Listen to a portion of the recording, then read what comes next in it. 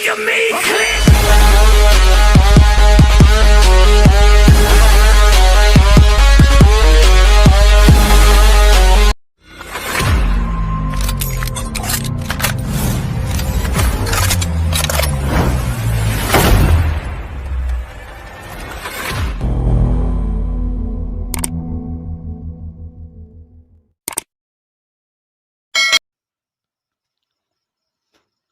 Hello friend, जय हिंद।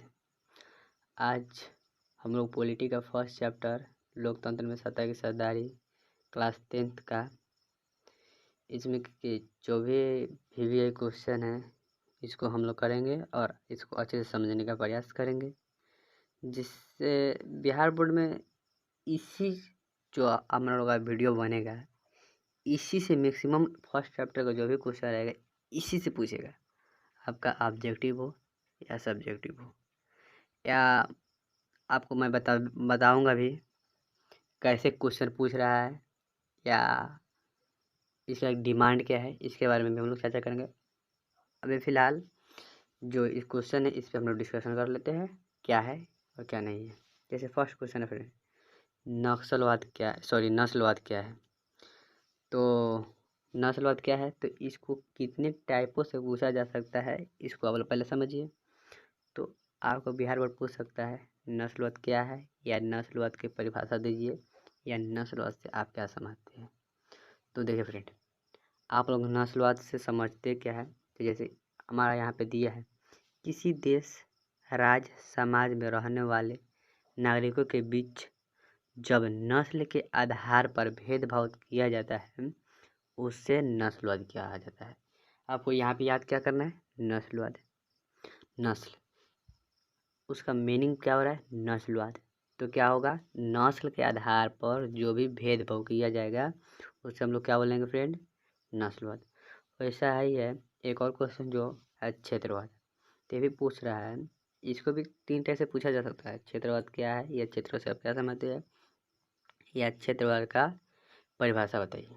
तो देखिए फ्रेंड, क्या पूछ रहा है क्षेत्रवाद, तो अपने क्षेत्र में अलगाव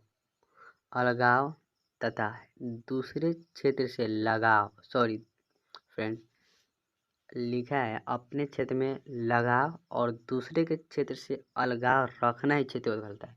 इसका कहने का मोटिव हुआ अपना चीज़ से लगाव रखना और दूसरे की चीज़ से, हम लोग यहाँ पे चीज़ की लेकर एग्जाम्पल समझ रहे, अलगाव देखना, अलगाव रखना मतलब घृणा करना, देख कर जलना, ईर्ष्या करना क्षेत्रवाद कहलाता है। जैसे मान लीजिए यहाँ पे एक खेत है और यहाँ पे एक खेत है, ये दूसरे का खेत है और ये हमारा खेत है मान लेते हैं।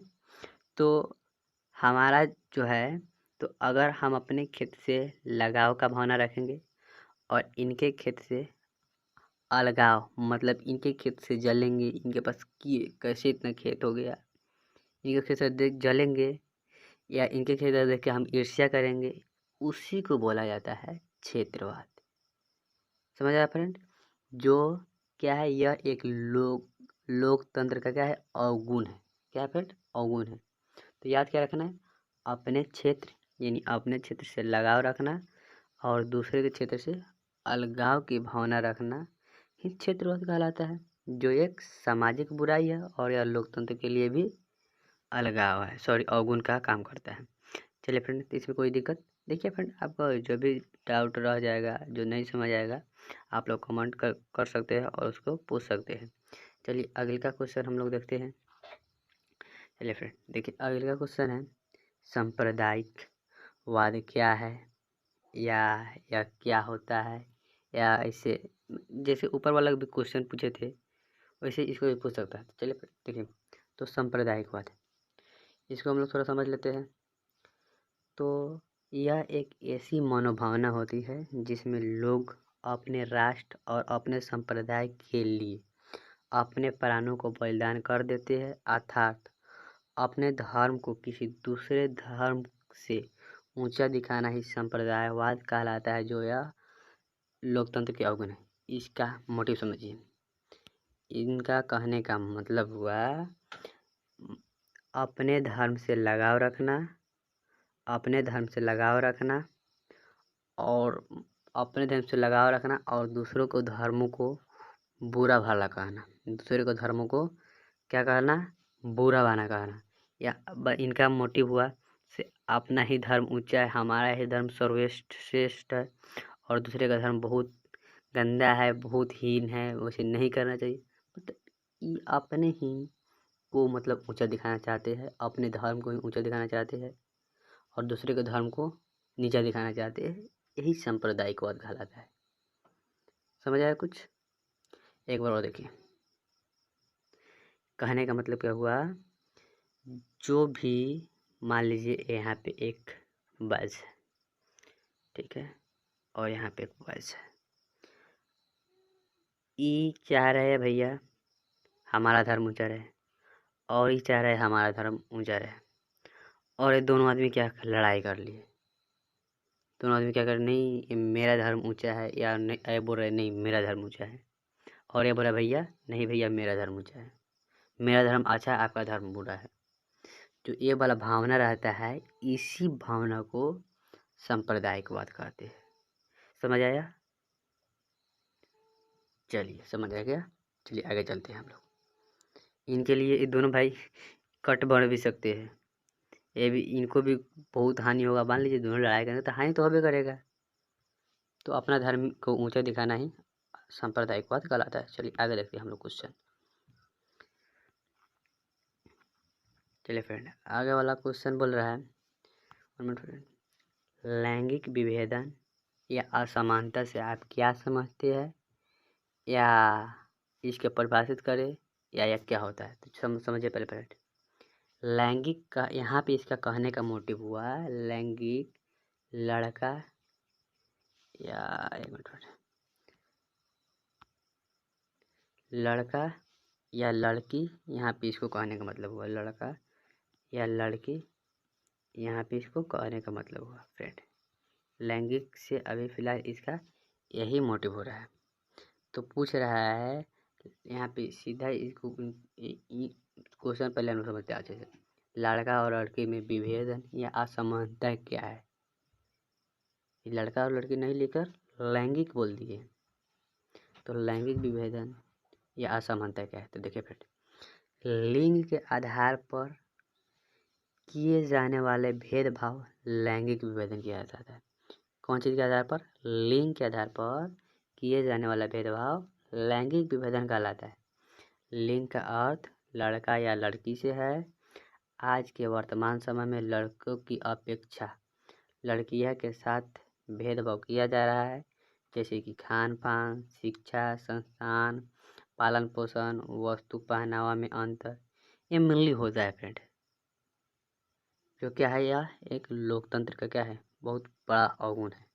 ऐसे नहीं करना चाहिए, क्योंकि भाई वो भी तो इंसान ही है, उनको भी शिक्षा दिलाना चाहिए, उनको भी जैसे बॉयज को पाला जाता है उनको वैसे पालना चाहिए, उनको भी खान पान में कोई भेदभाव नहीं करना चाहिए। ये हमारे लोकतंत्र के लिए एक बहुत बड़ा अवगुण का काम करता है। तो देखिए इस क्वेश्चन का मोटिव क्या हुआ, क्वेश्चन का कहने का मतलब क्या हुआ, लड़कों का अच्छा से रहना सहना, रचुक और मतलब बॉयज को अच्छा शिक्षा प्राप्त करवाना, अच्छा खाना पाना दिलाना, वस्तुएं दिलाना, वस्त्र दिलाना, और गर्ल्स को नहीं दिलाना, यही इसमें असमानता है जो अभी के समाज में थोड़ा बहुत कम हुआ है। चलिए आगे देखते हैं। चलिए फ्रेंड, आगे वाला क्वेश्चन बोल रहा है सामाजिक सामाजिक विभेद से आप क्या समझते हैं। मतलब समाज में विभेद से आप क्या समझते हैं। तो देखिए, जन्म जाति धर्म के आधार पर प्रत्येक समाज में, सॉरी फ्रेंड यहाँ पे मैं लिख लीजिएगा, प्रत्येक समाज में किए जाने वाला भेदभाव को सामाजिक विभेदन कहते हैं। क्या चीज़? जन्म भी हो सकता है, जाति भी हो सकता है, धर्म भी हो सकता है, भाषा भी हो सकता है, के आधार पर समाज में जो भेदभाव किया जाता है उसी को सामाजिक विभेद कहते हैं, जो जन्म के साथ प्रारंभ हो जाता है। मान लीजिए आपका जन्म एक हिंदू परिवार में हुआ तो आप क्या कहलाइएगा? हिंदू ही कहलवाइएगा। एक जन्म के आधार पर हो गया फ्रेंड, मतलब आपका जन्म हिंदू परिवार में हुआ तो आप हिंदू ही कहलाइएगा। तो सामाजिक विभेद कैसे कैसे किया जा सकता है? जन्म पर, जाति पर, भाषा पर, धर्म के आधार पर प्रत्येक समाज में जो भी भेदभाव किया जाता है उसे क्या कहते हैं? सामाजिक विभेदन। जैसे इसमें मिनिमम क्या होता है? बड़े जात वाले जो भी होते हैं वो छोटे जात वालों को सताते हैं, उसी को सामाजिक विभेदन कहते हैं। छोटे जात वालों को देखना नहीं चाहते हैं, इसी को सामाजिक विभेदन कहते हैं। ठीक है फ्रेंड, मिनिमम क्वेश्चन इसका समझ आया? चलिए ठीक है, आगे देखते हैं। चलिए फ्रेंड, ये वाला क्वेश्चन हमारा बहुत ही इम्पोर्टेंट है, इसको हम लोग अच्छे से समझते हैं और ये अच्छे से समझ भी आ जाएगा। देखिए, धर्मनिरपेक्ष का अर्थ क्या है?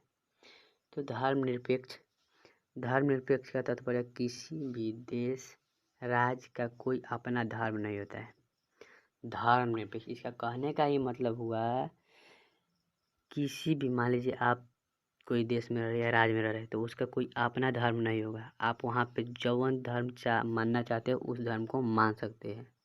तो अपना धर्म नहीं होता है, पहले इसको हम पढ़ लेते हैं उसके बाद देखते हैं। चूँकि हमारे देश में अनेक संप्रदाय के लोग रहते हैं, वे सभी लोग अपने अपने धर्मों का प्रचार प्रसार करने के लिए स्वतंत्र होते हैं, जिसे धर्मनिरपेक्ष कहा जाता है। हमारा देश भी एक धर्मनिरपेक्ष देश है। देखिए फ्रेंड, इस क्वेश्चन का आप मोटिव समझिए, मेन जो मुद्दा है उसको समझिए। मतलब आप इंडिया में रहते हैं तो आप मान लीजिए हिंदू है, अगर आपका मन है पार्शियन बनने का तब पार्शियन बन सकते हैं, कोई दिक्कत वाली बात नहीं है। बट आपका समाज सहमति नहीं देगा ना। धर्मनिरपेक्ष का मतलब आपको समझ आ रहा है, बुरा नहीं मानिएगा। अगर मान लीजिए कोई बच्चा पार्शियन है, वो अगर वो हिंदू बनना चाहता है तो हिंदू बन सकता है कानूनी तौर पर, उसको कोई रोक टोक नहीं है। ठीक है, तो आप जिस धर्म को मानना चाहते हैं उस धर्म को मान सकते हैं, उसमें कोई दुम्मत की बात नहीं है, वही धर्मनिरपेक्ष कहलाता है। नहीं, मान लीजिए बिहार वाला है, बिहार में हम लोग हैं तो बिहार का एक धर्म है और इंडिया का दूसरा ही धर्म है, यूपी का दूसरा ही धर्म है, तो ये यहाँ पे ये धर्मनिरपेक्ष नहीं हुआ। ठीक है फ्रेंड, यहाँ पे ये धर्मनिरपेक्ष नहीं हुआ। आप यहाँ पे अनेकों धर्म को मान सकते, इसका कोई अपना धर्म है या ही नहीं है, ये हम नहीं बोल सकते। नहीं तो बिहार का छठ को हम लोग बिहार का महापर्व बोलते हैं फ्रेंड, ये इसका अपना धर्म नहीं। छठ आप बिहार में तो नहीं मनाया जाता है, दिल्ली में मनाया जाता है और पश्चिम बंगाल में मनाया जाता है, तो इसका कोई अपना धर्म नहीं रहता है, उसी को हम लोग धर्मनिरपेक्ष कहते हैं। और जैसे हमारा भारत भी एक क्या है फ्रेंड, धर्मनिरपेक्ष देश है। ऐसे आपको सवाल बन सकता है, भारत कौन सा देश है? तो धर्मनिरपेक्ष देश है। चलिए फ्रेंड, आगे का क्वेश्चन हम लोग देख लेते हैं। जो भी नहीं समझ आएगा आप लोग कमेंट कर सकते हैं। चलिए फ्रेंड, इस क्वेश्चन को हम लोग समझते हैं। अगर आपको धर्मनिरपेक्ष समझ आ गया होगा तो ये भी क्वेश्चन इजीली समझ आ जाएगा। चलिए फ्रेंड, ये क्वेश्चन बोल कर रहा है विविधता में एकता का क्या अर्थ है? जैसे आप सभी जानते हैं भारत क्या है, एक धर्मनिरपेक्ष देश है। तो यहाँ पे हिंदू, मुस्लिम, सिख, ईसाई सब कोई रहते हैं, फिर भी ये सब कोई आपस में मिलजुल कर रहते हैं फ्रेंड। चलिए अब इसको हम लोग देख लेते हैं। तो यही ना विविधता, विभिन्न धर्मों का लोग है फिर भी आपस में मिलजुल कर रह रहे हैं, इसी को हम लोग विविधता में एकता कहते हैं। विविधता है कि नहीं, एक भैया हिंदू हो गए, एक भैया मुस्लिम हो गए, एक भैया सिख हो गए, एक भैया ईसाई हो गए, और चारों भैया आपस में मिलजुल कर रहते हैं। ऐसा तो नहीं इसे अलग अलग रहते हैं, चारों भैया आपस में मिलजुल कर रहते हैं, इसी को हम लोग विविधता में एकता बोला जाता है। कुछ समझ आया? चलिए आगे अब हम लोग देख लेते हैं। विविधता में एकता भारतीय लोकतंत्र की प्रमुख विशेषता है। चूँकि हमारा देश धर्मनिरपेक्ष सिद्धांत को अपनाता है। हमारे देश में अनेक धर्म के लोग रहते हैं, जैसे में हिंदू, मुस्लिम, सिख, ईसाई। इन लोगों का धर्म, भाषा, रीति रिवाज, रहन सहन, सभ्यता, संस्कृति अलग अलग होता है, लेकिन निवास भारत में ही करते हैं।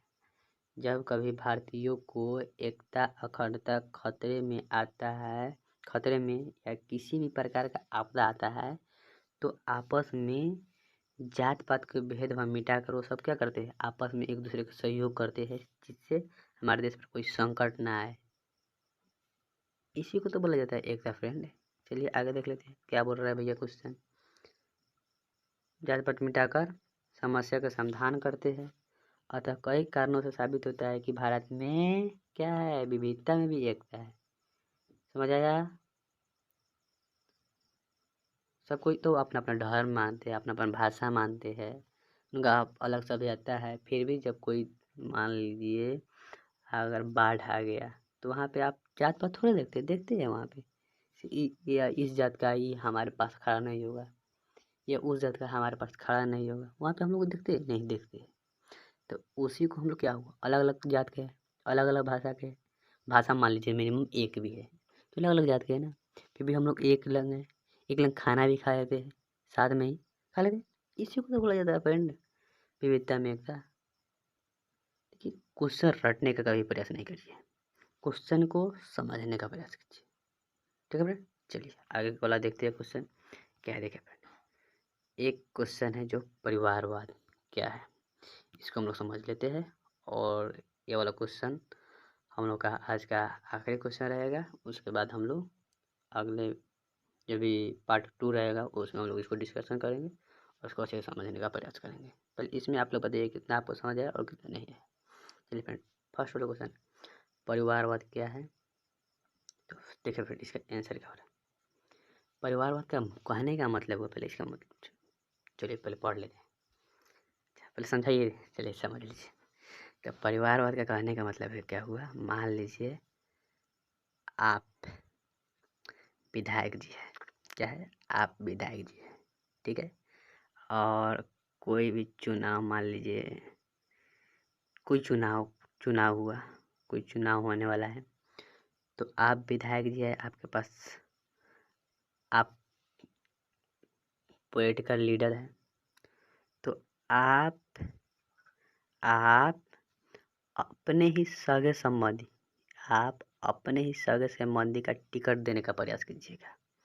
और यहाँ पे हम रहेंगे तो हमको टिकट देने का प्रयास नहीं कीजिएगा। आप क्या कीजिएगा, नहीं, हमारे जो भी सगे संबंधी है, हमारे मामा फूफा मौसा मौसी जो भी है उनको टिकट दीजिएगा। लेकिन हम यहीं पे उन सबसे अच्छे भी रहेंगे ना, तो हाँ आप हमको देने का प्रयास नहीं कीजिएगा। इसी को बोला जाता है परिवारवाद। ठीक है फ्रेंड, चलिए देखिए, परिवारवाद एक मानसिकता होती है जो राजनीति को प्रत्यक्ष और अप्रत्यक्ष रूप से प्रभावित करता है। इसके तहत कोई भी राजनीतिक दल की पार्टी चुनाव के समय अपने सगे संबंधी रिश्तेदारों को टिकट देने का कार्य करता है। समझ आया फ्रेंड, टिकट देने का कार्य करता है, जो लोकतंत्र का प्रमुख अवगुण है। तो क्या हुआ, आप पॉलिटिकल लीडर है, तो आप मान लीजिए हम बहुत अच्छे, आप भी जानते हैं हम बहुत अच्छे हैं, बहुत अच्छे काम कर सकते हैं, फिर भी आप हमको टिकट नहीं देकर आप अपने सगे संबंधी को टिकट दीजिएगा। यही क्या कहलाता है, परिवारवाद कहलाता है। ठीक है फ्रेंड, चलिए तो आज का क्वेश्चन हम लोग यहीं पे समाप्त करते हैं। और आपको कैसे कितना अच्छा वीडियो लगा आप कमेंट करके ज़रूर बताइएगा। और पार्ट 2 में हम लोग इसके सेकेंड वाले पार्ट को, आगे वाला क्वेश्चन को डिस्कशन करेंगे। चलिए फ्रेंड, जय हिंद।